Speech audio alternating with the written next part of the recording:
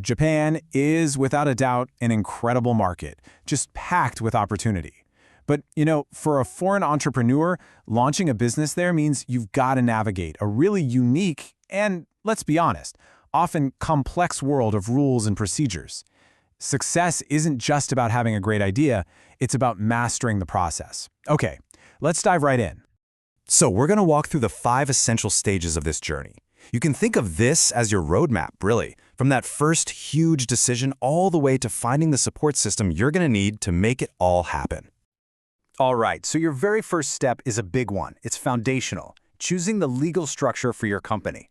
Now, for most serious businesses, this decision really boils down to 2 main types of corporations. Let's break them down. What's so interesting here is the clear trade-off you're looking at. On one side, you've got the Kabushiki Kaisha, or KK. This is your classic stock corporation. It has super high social credibility, which is huge in Japan, and it's the structure that investors really prefer. On the other side, the Godo Kaisha, or GK. It's way simpler, cheaper, and faster to set up, and it gives you incredible internal flexibility.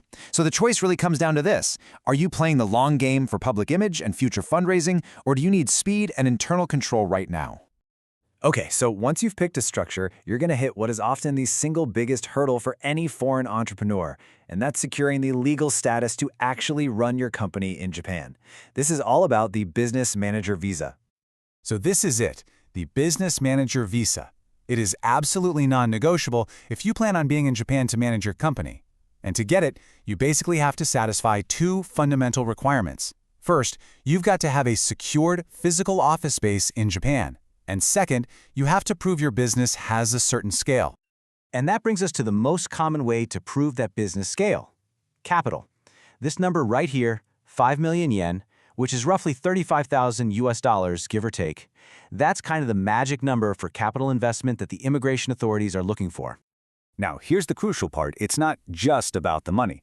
You actually have 2 different paths you can take.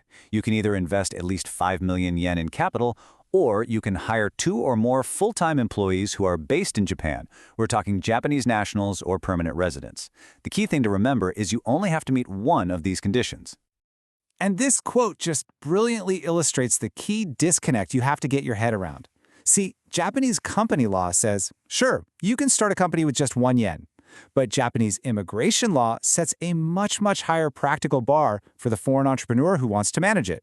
So while your company might legally exist with almost no capital, your ability to get the visa to actually run it, that likely depends on that 5 million yen figure. All right, so you've chosen the structure, you've got the visa requirements in mind. Now it's time to look at the concrete, legal steps to actually bring your company to life and make it official.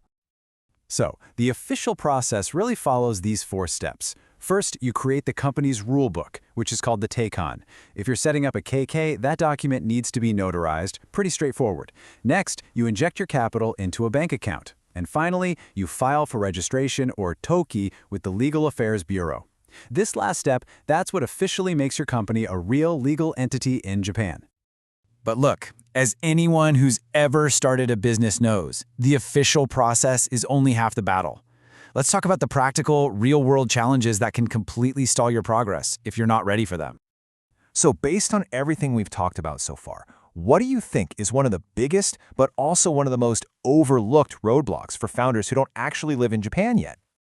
It's this: opening a Japanese bank account. It sounds so simple, right?